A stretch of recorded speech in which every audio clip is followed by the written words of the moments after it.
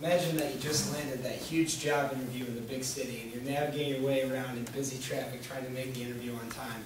All of a sudden your GPS, the woman's voice says, "Take U-turn now," and sure enough you do it because you'll listen to whatever it says, and smack, you land right in the side of a sports car that will surely jack up your insurance rates.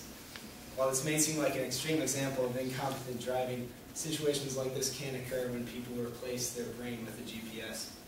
I certainly am the one who has given into a device that during multitasking while driving.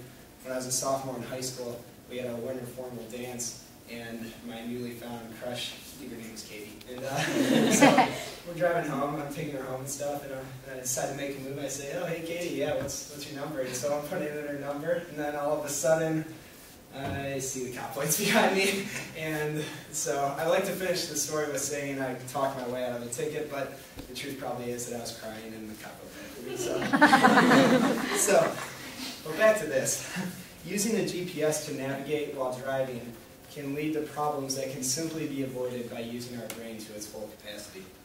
In this speech, I'll talk about two problems that come from using a GPS while driving, and then I will talk about reasons why traditional navigating with a map is much better than a GPS. Two problems that can come from driving with a GPS are poor driving and a downgrade to the hippocampus.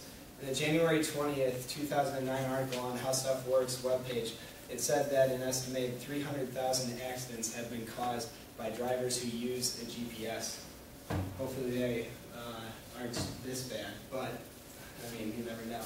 And that was reported in the UK. Also, in an MSNBC article on November 11, 2010, it talked about studies done at McGill University in Canada, in which it said that the navigation we use today may affect our hippocampus of tomorrow.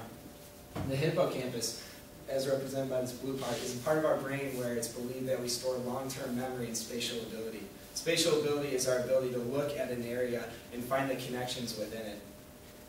In the article, neuroscientist Veronique Bonbot stated that drivers who strictly use stimulus response strategy while driving, and that's where you're driving and GPS says turn left, so okay left, GPS says right, turn right.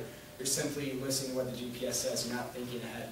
Drivers who use this are likely to experience a downgrade in the hippocampus, which is a risk factor of Alzheimer's disease.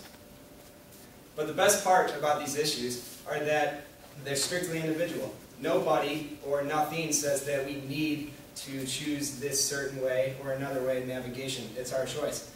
I personally choose the old-fashioned way of navigation with using a map while driving instead of using a GPS. And this is because I know that my brain and all of your brains have so much more navigational ability than a simple GPS device that was created a few years ago. On October 5th, 2006, an article in Hippocampus, a scientific publication, looked at studies at the University College in London, and it said that taxi drivers in the city of London have immense amounts of gray matter in their hippocampus, much more than the control group. And this is because they have to navigate the massive amounts of streets in London. Also, it said that the hippocampus itself can expand and compensate for this mass amount of gray matter in our brains.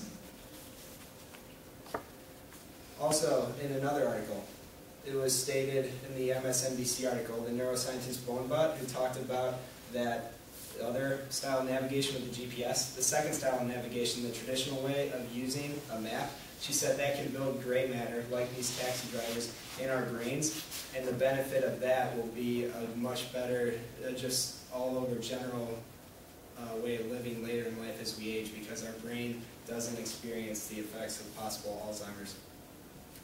In a New York Times article on February 2nd, 2012, studies were shown that our brain has a great ability to create mental maps and cognitive maps of an area.